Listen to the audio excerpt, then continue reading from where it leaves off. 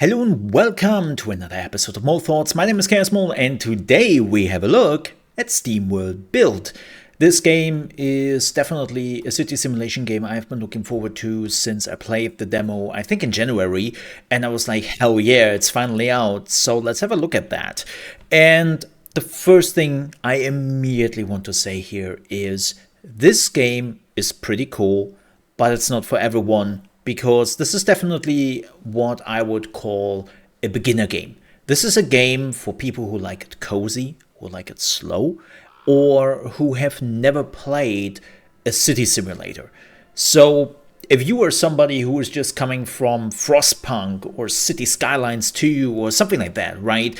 And you're coming to this game and you want to figure out every detail of the economy down to the T, then you will not have much to do here. This is a game which is clearly made for beginners or people who like to take it slow, just want to watch their city grow bit by bit and want to have fun. There is literally no way how you can get game over in this game, and believe me, I tried. There's no way how you can do it. There's also a pretty neat story. They have some nice voice acting here with the story. The robots trying to leave their planet with a rocket they are building, and you have to find the parts. And that's basically your goal. Can you play it without the story and just build your city? Yeah, you totally can. If you want to do that at the beginning of the game, you can choose if you want to play the story or not. You can also choose multiple biomes, which I did here. I basically choose the high roller map, aka former Las Vegas, and I wanted to have this map because it's a permanent dusk, right? We're in a permanent state of dusk, and I love the lights and all that. And I was like, yeah, damn, I need that. I need that, right? But does it change anything for the gameplay? No, it doesn't. The map layout is just a little bit different, and they are different things here, as you can see, the fake Eiffel Tower. But that's it. That's literally it. Nothing else changes. You're not getting specific resources or anything. It's really just for fluff. But what is this game? Well, this game is split up in two different games. We have the so-called Anno part, which is the city simulation. And then we have the dungeon part, which is pretty close to Dungeon Keeper and the Dungeon series, if you have played to that. But let's talk about the city first. I've already built a city here, as you can see, and it's pretty close to the Anno series. You can see here, those are the workers, which are the first one you can get, and they have specific needs you have to achieve. And then after that, you have the engineers, and you can already see that they need completely different needs than the workers. And then you're also getting the Aristobots, which also have completely different needs you have to fulfill, and you have to make them happy. But before you panic, I know this looks a lot, but the game is slowly unlocking the needs. So you can see it here with the engineers, right? This is quite a bit you have to give them. You're not starting with that. You are starting with charcoal and moonshine, and that's it. And then you are slowly unlocking the other stuff. So you don't have to be afraid that the game is overwhelming you. And even if you cannot give them the stuff they need, they will not start to revolt. They will not try to overthrow the government or anything. They are just a little bit unhappy, and that's it, right? You can see it right here. The engineers are not satisfied because they don't have a saloon nearby.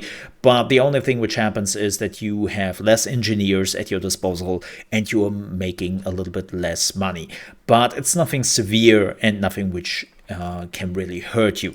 So how do you fulfill the needs? Well, there are two forms of building you need. You need the service buildings and you need the production building. And the service building is like the saloon. You can see it right here.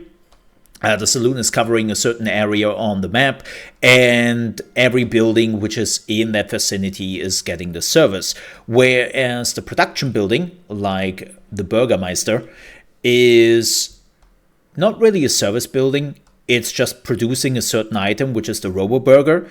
And as long as you're producing that and that is going to a warehouse, the people will just get it. right? So those are the two different buildings you have to look out for.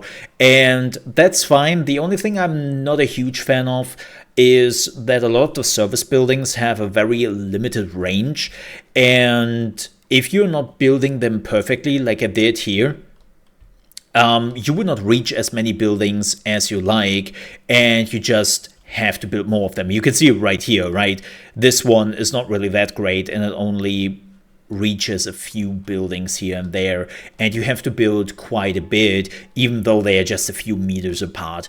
And that's a bit unfortunate, but it's really the only complaint I have.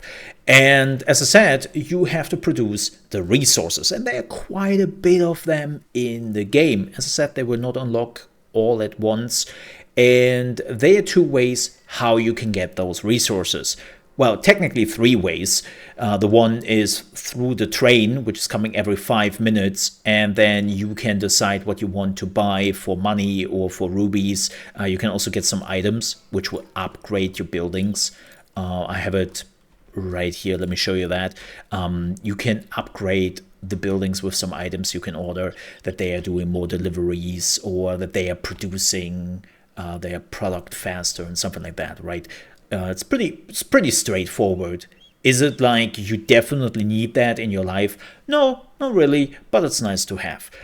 But there are two ways, as I said, how you can actually produce those items. One of them, well, I've already showed you, is the production building, like the glass blower here. And the glass blower needs sand, and the sand you are getting from the sand sifting factory. But then there are items which you are not getting on the surface, like the scrap. You cannot get scrap really here on the map, so you have to go into the mines. This is the first level of the mine, and as you can see, my workers are hard at work to reach their quota, and this is where they're getting the scrap from. You can see that the machine is like endlessly farming the scrap. Yes, as I said, there is no limit on how much scrap you can get out of it, so it's never running out.